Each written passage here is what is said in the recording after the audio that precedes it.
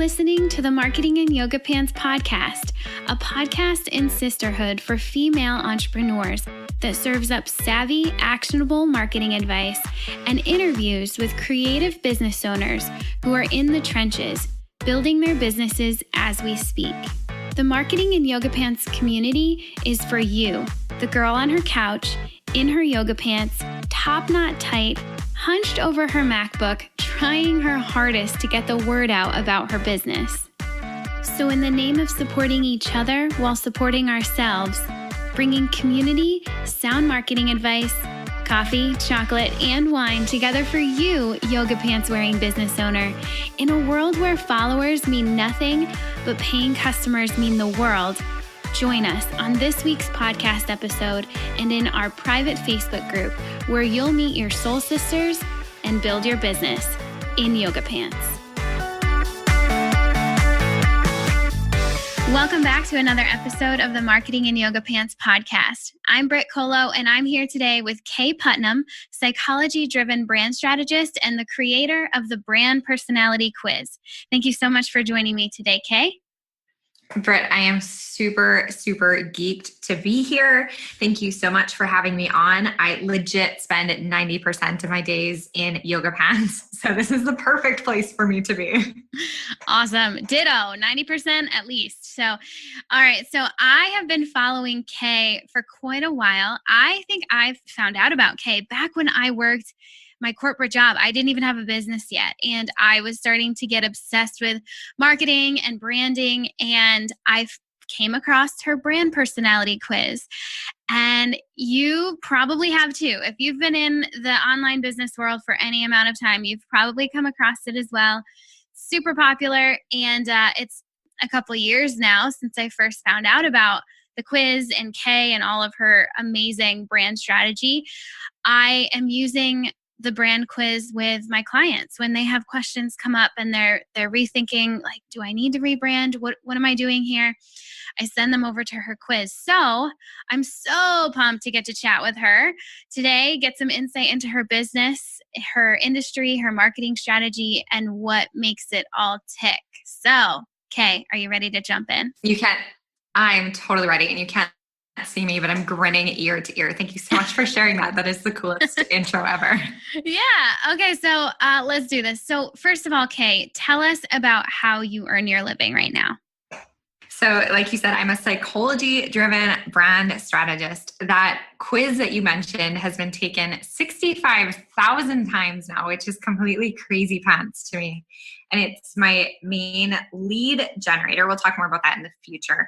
But the way that I work with clients has been evolving. So I started off with a lot of one-on-one services. I transitioned into some courses, which I still do. And then this year, brand new, I'm shifting my target market a bit to serve clients who are more advanced, who are ready to scale and grow their brand. So that's going to be my focus for my one-on-one clients while I continue the courses for people who are earlier in their entrepreneurial journey. Yeah. So as I was researching and I got over onto your website in the past couple of days as I was preparing for this interview, I noticed the new stuff, the new scaling stuff. And I was pleasantly surprised. And I cannot wait to jump into kind of, where did that evolution come from? But I don't want to skip ahead too far. I want to know first, how did you come to do this with your life? What was this step before starting the business? How'd you get here? Or 17 steps, right? For the many steps. So I have a marketing and a psychology background. So I was trained in college for this industry, if you will. And I worked some traditional jobs after college, but my husband's job requires that we move around the country and actually now the world. We're living in Naples, Italy currently. And we move every 2 or 3 years. So by necessity, I mean, it's an amazing situation to be in, but by necessity, if I wanted to have a career, it really needed to be location independent. So that's when I started building my business online. And that was back in 2013 when I started working with my first clients online, and it's evolved and grown so much since those early days. That's always a cool evolution to hear about. So take me back to your first paying client? How did you get their attention, and what did you do for them? Was it brand strategy back then, or was this something different? No, I didn't hang my hat as a brand strategist.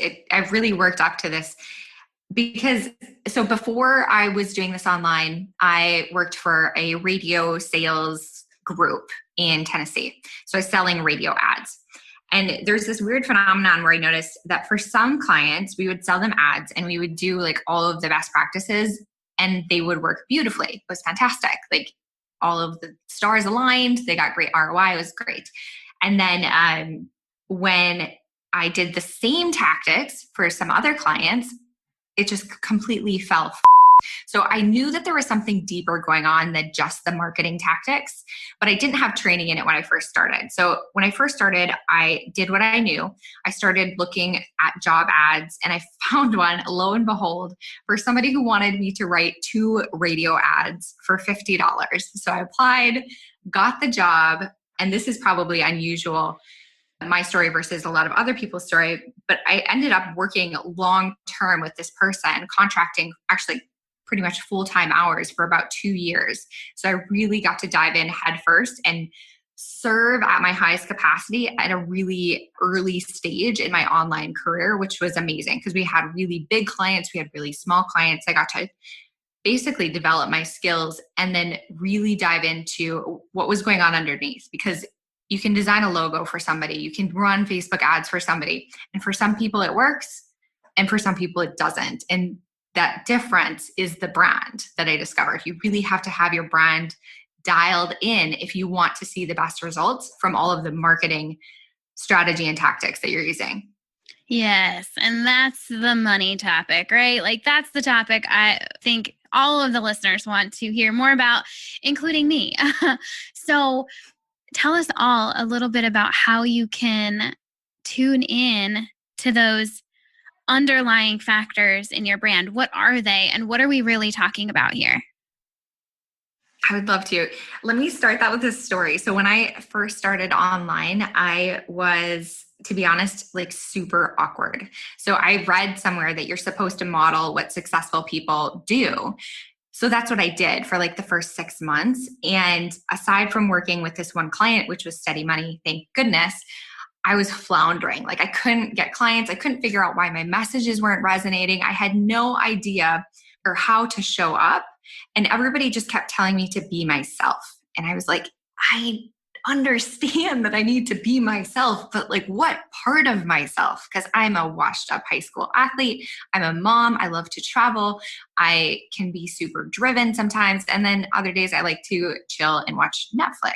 So like what part of my personality or what part of myself should I show up as online? And through this serendipitous, amazing rabbit hole trail of links on the internet, I happened to stumble on this really old, like seriously, it looks like it was designed in like the 1990s website. And it just listed the 12 brand archetypes and it had a description of each. And it was like this crazy light bulb moment where I suddenly realized what that underlying thread was. So instead of looking at a brand for like the emails that they send or the platforms that they're on or how visible they are, I could start to identify those underlying messages through the brand archetypes. And I immediately had to know which archetype I was.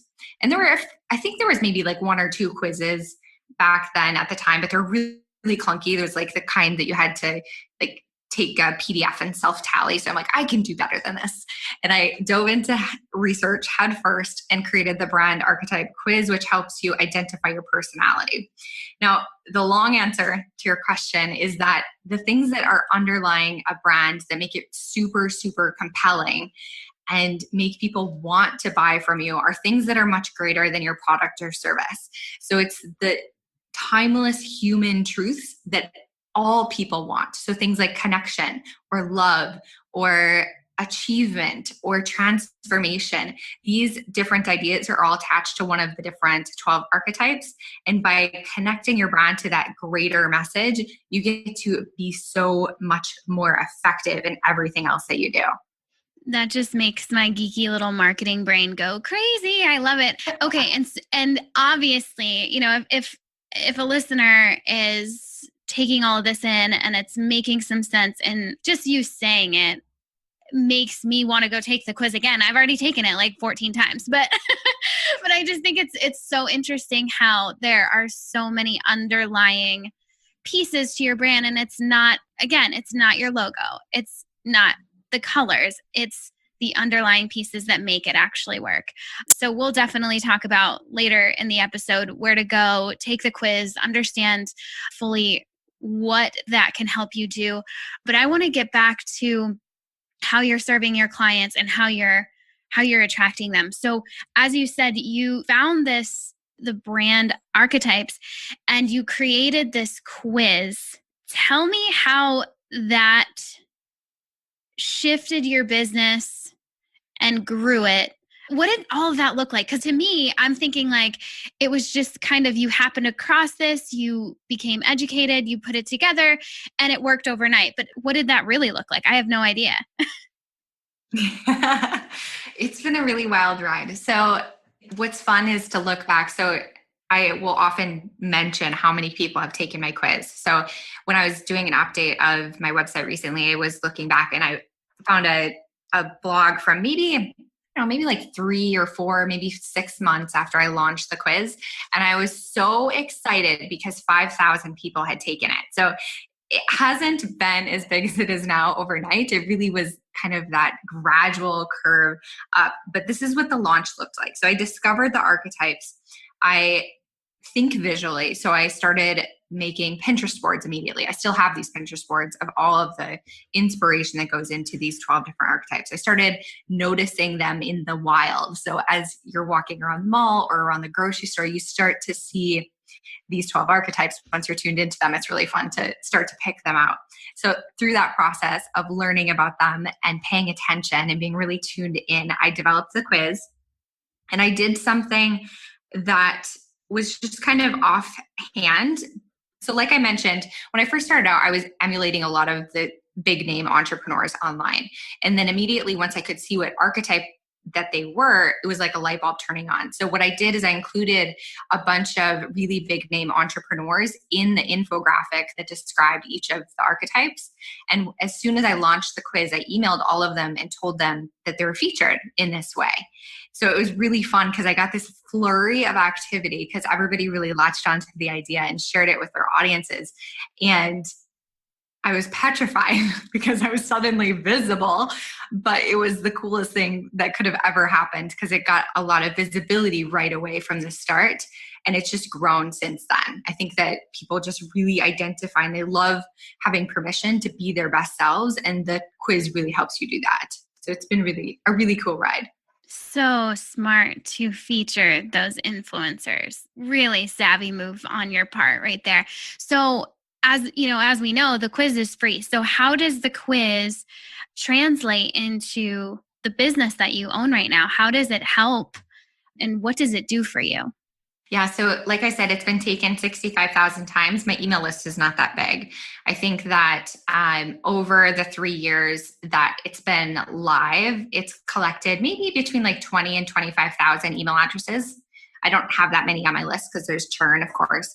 But I think a smart decision that I made was instead of forcing people to enter their email address every time they take the quiz to get results, I made it optional. So at this point, they can skip the opt-in, or if they want to get extra insight and information about their result, then they can enter in their email address and they get like an inspiration kit delivered to them. So it's been a really strong generation of email leads, but at the same time, it's just been good word of mouth because people like you, I can't even count the number of times my peers use my quiz as a resource. And I absolutely love that because the more people that get to tune in to who they are and their best version of themselves, the world becomes a better place. So I get totally geeked and excited when I hear that people are using it as a resource like that. Yeah, that's awesome. Okay. And so then now we get to the really juicy part that I was really excited to talk about. Of course, you still have the brand personality quiz. You're still a brand strategist. All of that is happening. And now you have this new stuff on your website. I can't wait to hear all about it. A new shift to show business owners how to scale and grow. So tell me about that evolution and what your plans are for that. Oh my gosh, thank you so much for asking. And if I sound a little giddy, it's because I'm literally in the thick of this transition. And like any entrepreneur, whenever you're making big, big shifts, it's really scary. So even though I've had a proven record of success, I've been generating revenue for a while, making changes in your business can be really terrifying. So that's like literally where I am right now. So what happened was I love, love, love working with one-on-one clients, but I work with them on this really deep and intimate level. So it got to the point where I had to keep raising my prices if I wanted to keep working with clients at this level. But I still wanted to work with people who can't afford a $30,000 or a $20,000 6-month engagement with me. So I had this gap between my courses and then this high-end concierge level, high intimacy service that I offer with myself and my team. I have a team of 5, so it's not just me. And then, so I started thinking and really thought about, like, took inventory of my skills, of all of my favorite clients, and started thinking about who needs what I can offer, like who values what I can offer the most.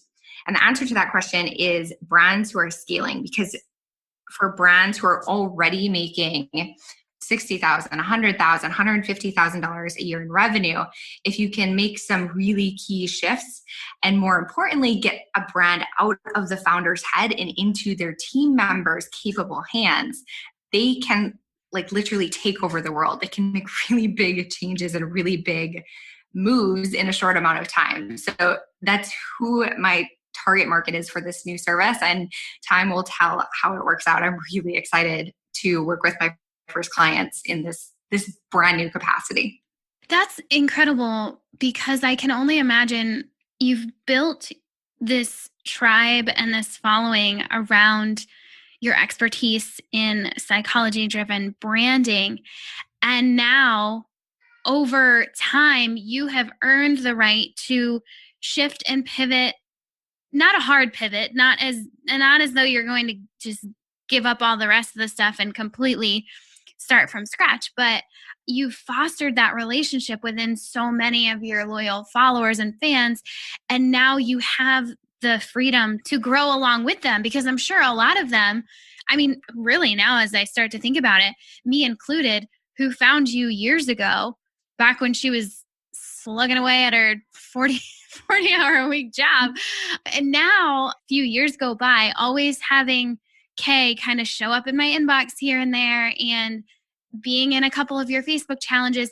Now we've all grown over the past few years, and now a lot of us are looking at scaling and growing in that capacity. So it just seems like it fits so well. I love it. Like, I just want to give you some credit for seeing that and going that direction.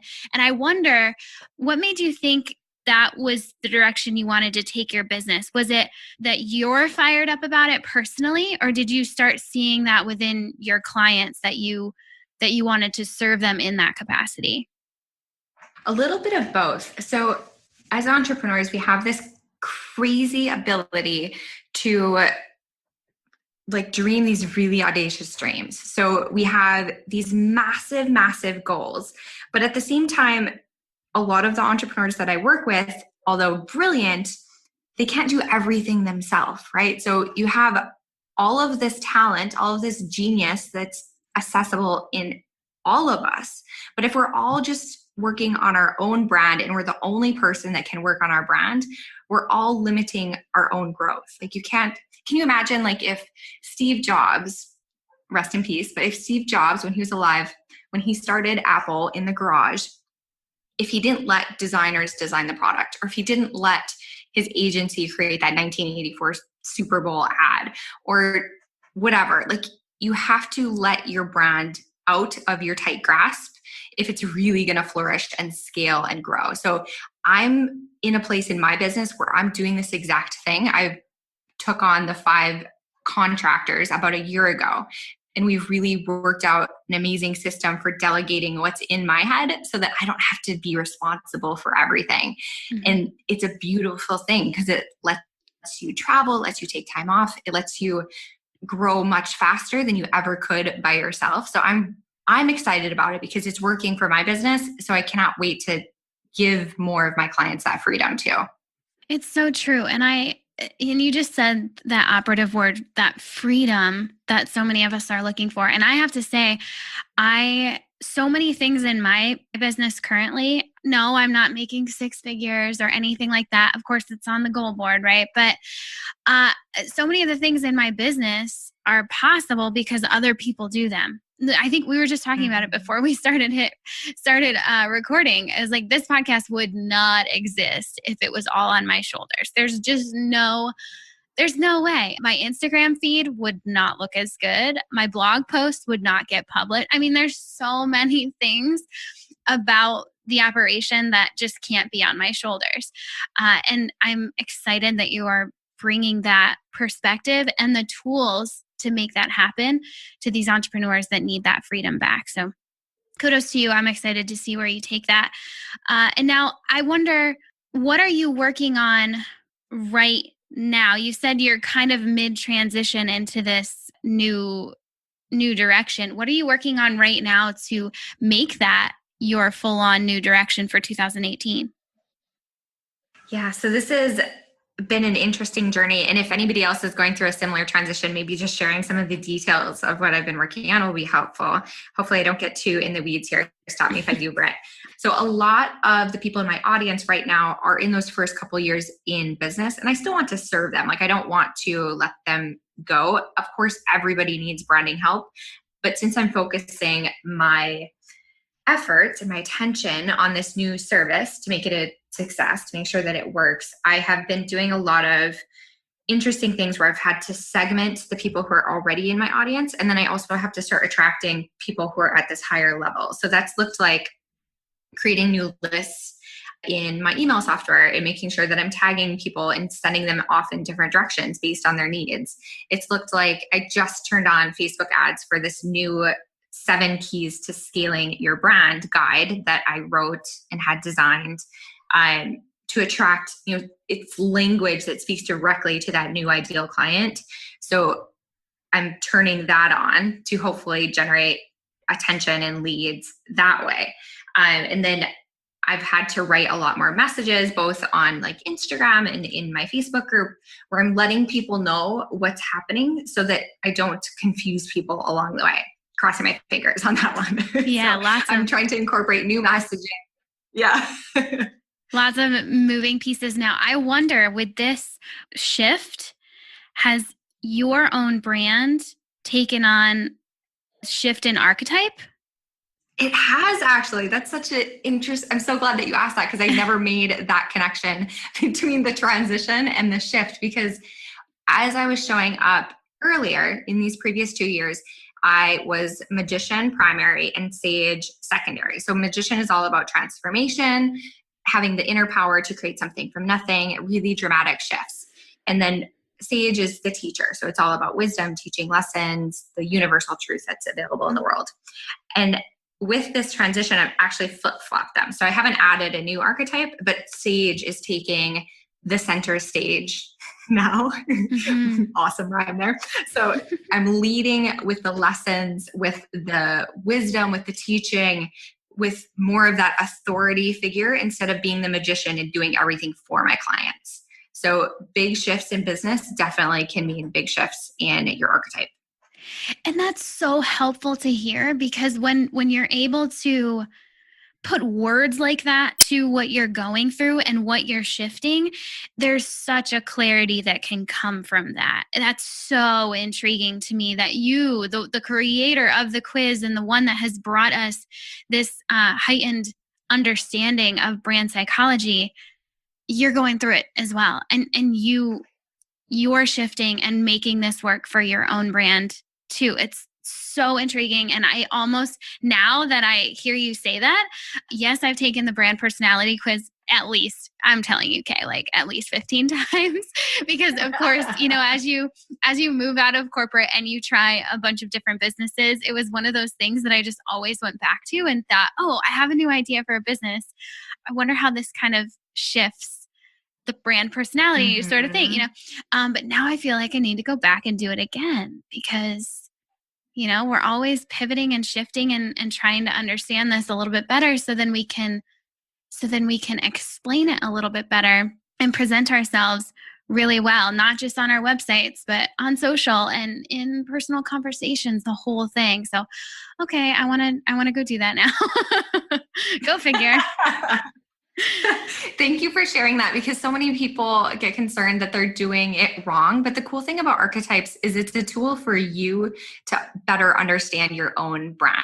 It's not like you're going to show up on your website and say, I'm the magician brand archetype, so I'm going to help you transform.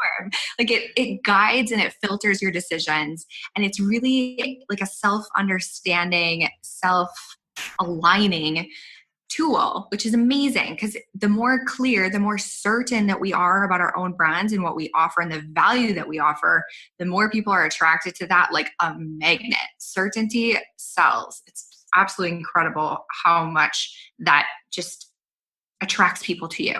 Yes. All the fist bumps over here. I completely agree. Okay. So talked about what you're working on now. Now I want to shift and ask some non-related business questions, just easy, lighten things up here. So especially because you live in Italy right now. Is that right? Mm-hmm. Yep. Yeah. Naples. Okay. So where has been your favorite place you've ever traveled to?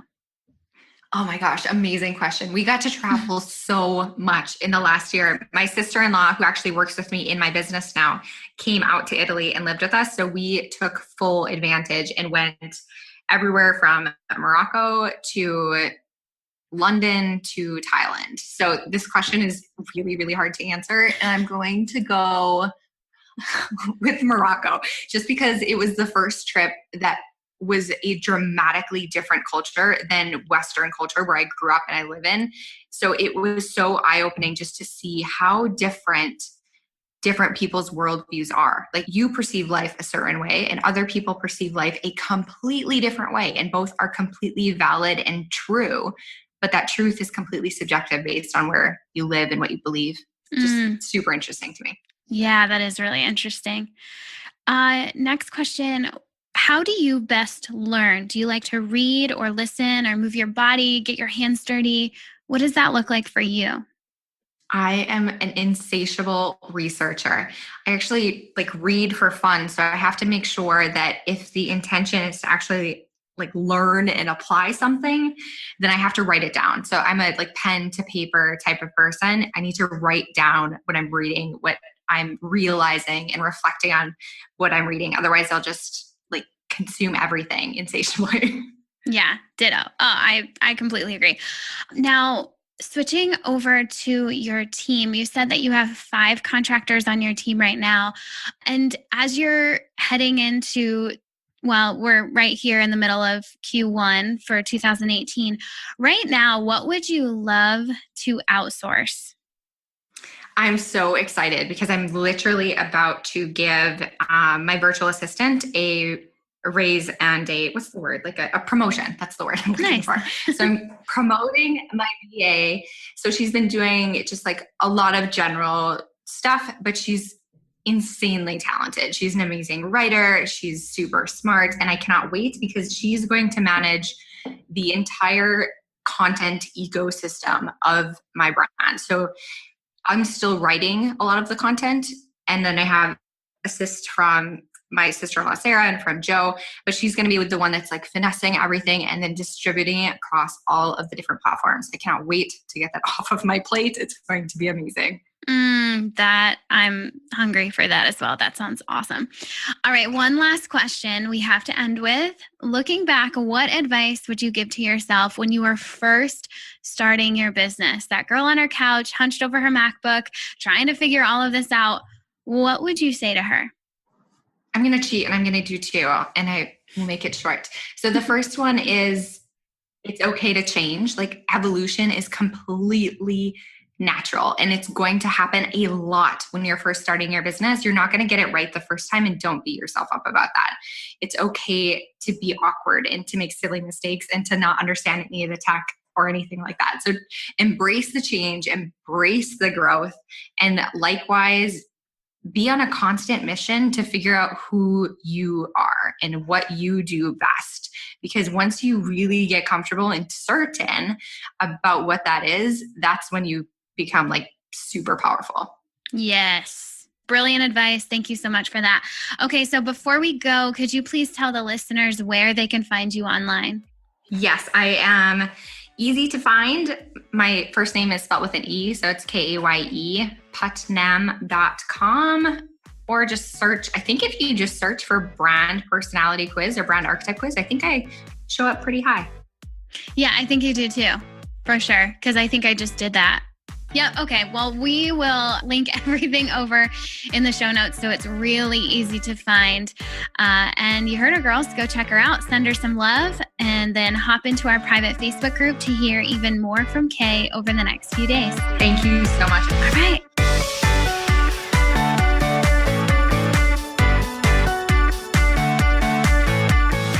Thanks for joining us on this episode of the Marketing in Yoga Pants podcast. Keep the conversation going by visiting marketingin.yogapants.com/Facebook, where you'll get to join that private Facebook group I've been talking so much about. There, you'll get to chat with our podcast guests. Yeah, they're in there too, and all of the other brilliant creative business owners. We're connecting, we're meeting our soul sisters, and we're building our businesses, all while in yoga pants. So come hang out with us. Again, visit marketingin.yogapants.com/Facebook to get in. And one more thing. If you dig this podcast, would you be awesome and share it with someone? This entire Marketing in Yoga Pants movement is nothing without its community. So please share. And if you're really feeling the love right now, jump into iTunes. You're probably already there if you're listening to this right now. And leave us a rating and review. The more of those we rack up, the more the podcast will be found by ladies like you, and the stronger this community becomes. This episode was edited and produced by the Podcast Engineers. They're pretty great, so go find them at podcastengineers.com. This episode was also brought to you by my online marketing agency, Jam Marketing Group, and you can find us at jammarketinggroup.co. That's all for now. Thanks for listening, and I'll catch you back here next week on the Marketing in Yoga Pants podcast. Love ya. Bye.